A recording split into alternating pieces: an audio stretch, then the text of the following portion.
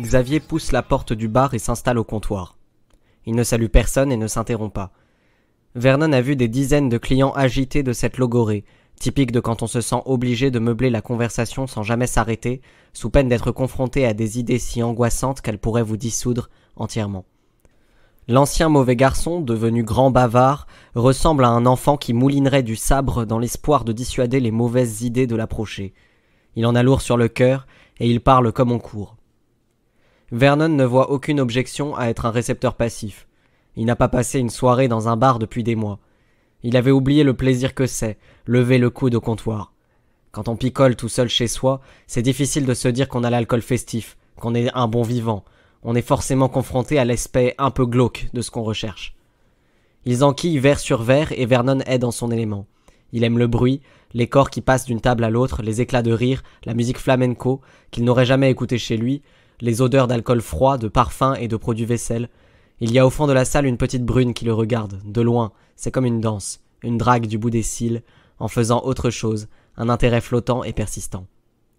Elle a de jolis yeux clairs, les pommettes hautes et la peau blanche. Un tatouage de branches fleuries lui monte dans le cou, qui en souligne la délicatesse. Il surveille la petite en espérant qu'elle se lève et sorte fumer une clope. Xavier, enfant sonore, ne se tait que pour vider son verre. Moi, les PD, je m'en bats les couilles.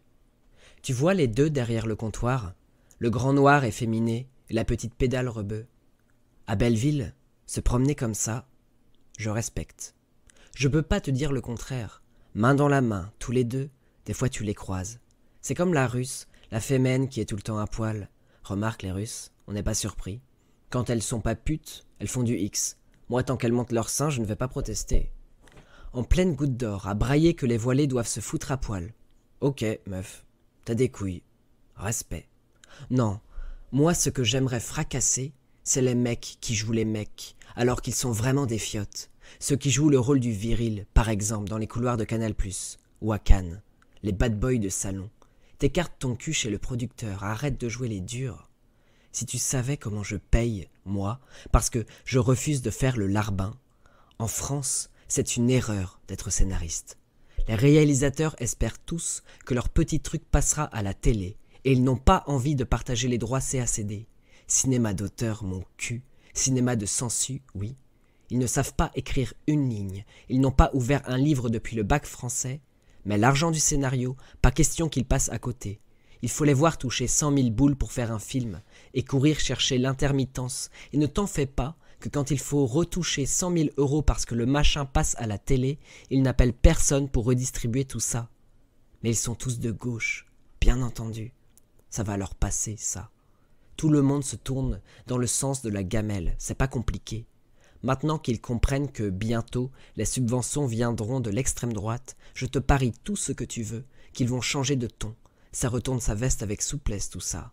Donne-leur 4 ou 5 ans, et les mêmes qui jouent du violon sur les pauvres sans-papiers te pondront des chefs-d'œuvre sur le banquier juif, le voleur rome et la russe cupide. Ils s'adapteront. Je n'en fais pas pour eux. Marie-Ange déteste que je rentre bourré. Faut dire, bourré, je suis chiant. Moi-même, je me fatigue.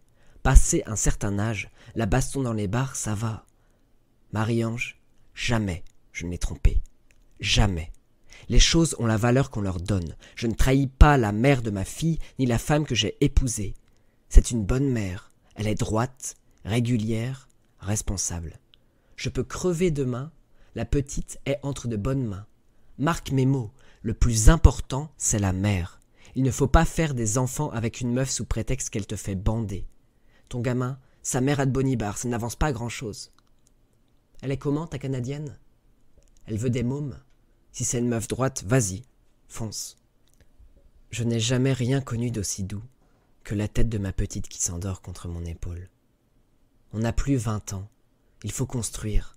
Aujourd'hui, comme dirait Taïluc, mon avenir est derrière moi. Parlant de la souris, tu me dis que tu revoyais Alex? Ce mec aura été grotesque jusqu'au jour de sa mort. Ça m'a fait un choc. Je le voyais encore, ouais. À Québec? Il est venu jouer, plusieurs fois. Il est très populaire au Canada. Sauf ton respect, les Canadiens ont un goût de chiottes. Franchement, de nous tous, que ce soit Alex qui a réussi à s'imposer pour son art. Il était le moins doué, le moins sincère. Mais il était beau gosse. C'était un gros noir, ouais.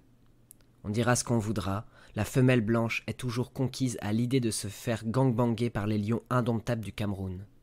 Il n'était pas camerounais, Alex, si? Il était noir. C'était un con.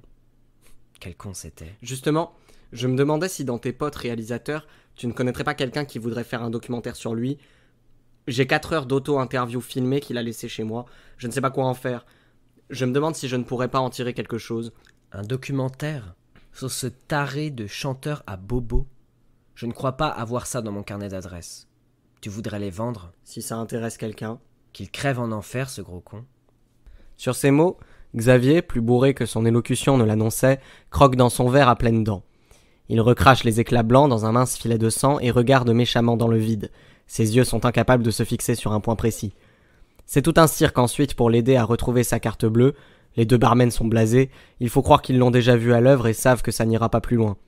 Vernon est contrarié. Il serait bien resté plus longtemps. Il aurait voulu parler avec la petite qui n'a pas arrêté de le regarder. Il aurait voulu discuter avec le mec assis seul à l'autre bout du comptoir, qui porte un bonnet orange fluo. Il aurait aimé profiter de cette soirée. Seulement Xavier l'a cramponné, sans prêter la moindre attention aux gens qui les entouraient. Il faut le soutenir pour traverser la rue. Il a toujours été comme ça, le gros. Sensible et délicat. Dès qu'il s'extériorise, il est incontrôlable. Ce con fait facile 100 kilos. Vernon se détruit le dos en lui servant de tuteur jusqu'à le mettre dans l'ascenseur. La famille part aux aurores, leur avion décolle tôt. Vernon doit se lever et faire bonne figure, en caleçon et t-shirt fatigué, comme si sous son crâne ne résonnaient pas toutes les cloches de l'apocalypse, tandis que Marie-Ange détaille, ligne après ligne, l'interminable liste qu'elle a rédigée à son intention, d'une écriture soigneuse et serrée, des choses à faire pour s'occuper de la chienne. C'est beaucoup plus complexe qu'il n'y paraît. L'animal mange à heure fixe, un savant mélange de légumes frais, croquettes, viande blanche et pâté bio. Il faut la sortir 4 fois par jour selon un protocole très strict, car la balade du soir n'a pas le même itinéraire que celle du matin, etc. La chienne s'appelle Colette. Vernon se retient de ne pas rigoler en apprenant ça. À côté des valises, elle surveille les préparatifs du départ d'un œil triste. Xavier tient sa fille endormie contre lui, il supporte sa gueule de bois dans le silence et l'héroïsme. Puis la porte claque, et Vernon patiente quelques minutes pour s'assurer qu'ils n'ont rien oublié, avant de se précipiter dans la cuisine. Il est affamé. Vernon cède à la tentation du jus d'orange frais et le regrette aussitôt. C'était un choix contre-intuitif que son étouffe-stomac réprouve. Il se rabat sur le fromage, se taille un gros morceau de comté qu'il dévore debout, en continuant d'inspecter les victuailles. Le poulet élevé en plein air et nourri au bon grain.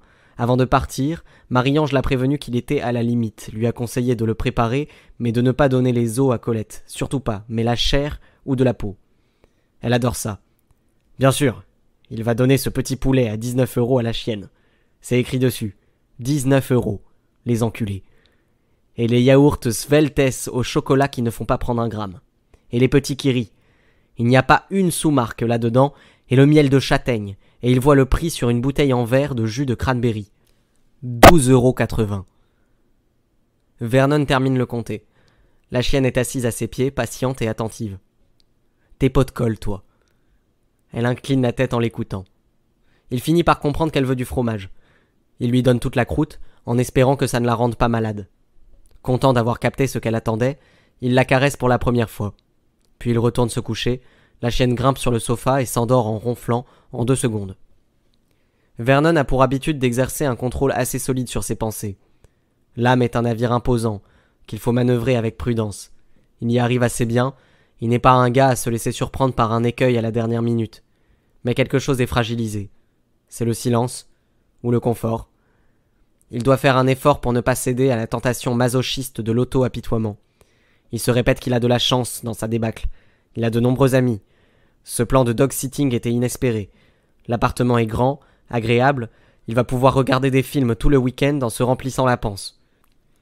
Mais il sent, distinctement, se profiler quelque chose de lourd qui lui appuie dans la poitrine. S'il était chez lui, il ferait du rangement. Il a toujours été le roi du classement. Il doit éviter à tout prix toute pensée qui commence par « si j'étais chez moi », mais les mots vont plus vite que sa volonté. Un coup de tonnerre, bref, au thorax, une déchirure, suivie d'un goût âcre de cendre qui ne doit rien à la gueule de bois. Il ouvre une bière et fait le tour du propriétaire. C'est une maison de patents, avec plein d'objets inutiles dedans, des choses qu'il n'imaginerait pas acquérir. Xavier a tout compris à la vie. Il lui faut trouver une meuf qui ait de l'argent.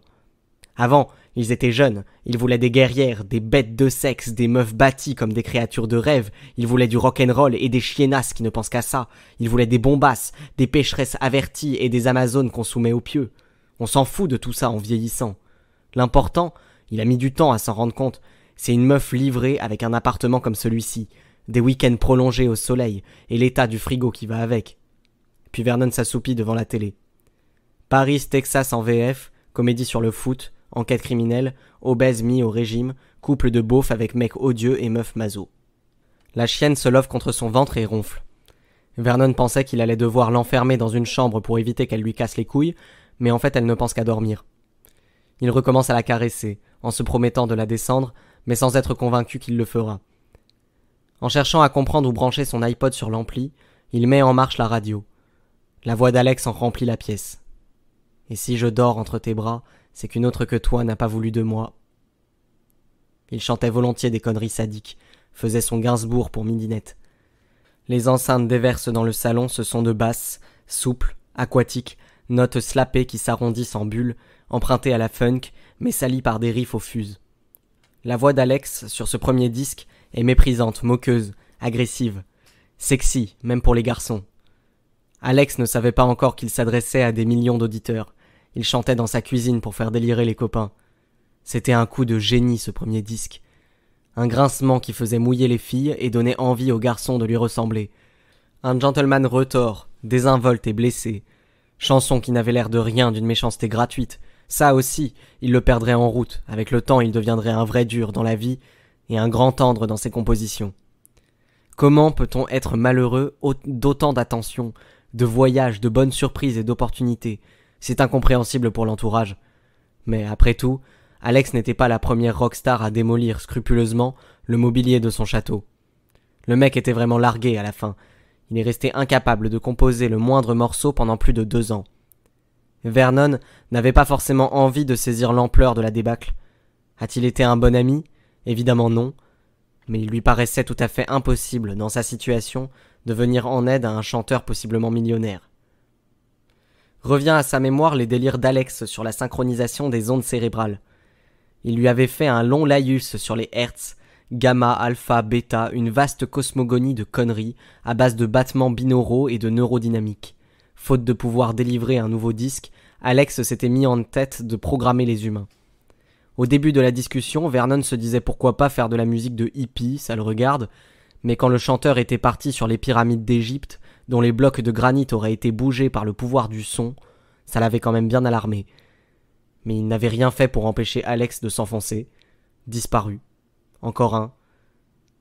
Le corps de Vernon se raidit, quelque chose gronde en lui qui le fait paniquer. La chienne pose sa tête sur sa main, d'une façon si délicate qu'il reste un moment interdit, sans oser bouger. Chaque souvenir est piégé. Une couverture qu'il avait gardée bien tirée sur l'angoisse glisse, la peau est mise en contact. Sa bulle était étanche, rassurante et bien équipée. Il vivait au formol dans un monde qui s'est écroulé, accroché à des gens qui ne sont plus là. Il pourrait traverser la planète, fumer des plantes rares, écouter des chamans, résoudre des énigmes, étudier les étoiles. Les morts ne sont plus là, ni rien de ce qui a disparu.